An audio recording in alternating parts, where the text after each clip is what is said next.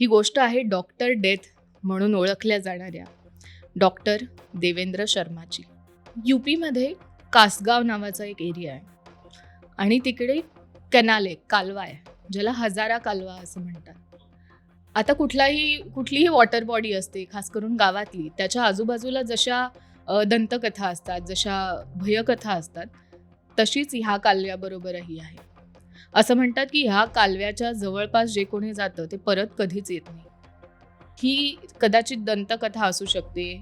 काही म्हातारी माणसं तर असंही सांगतात की ह्या कालव्याचं नाव हजारा कालवा पडलं कारण 1000 माणसांची प्रेतं गिळून हा कालवा वाहतोय. या कालव्यामध्ये मगरींचा मुक्त संचार आहे. त्या कधी बाहेरही येऊन गावं टेरराईज करतात. ह्या कालव्याच्या जवळ जायचं नाही अशा दंतकथा त्या गावातल्या सगळ्या लहान मुलांना माहिती होत्या. पण 1994 ते 2004 या काळामध्ये तिथे असं काहीतरी घडत होतं, जेणेकरून या दंतकथा एक माणूस सत्यात उतरवत होता.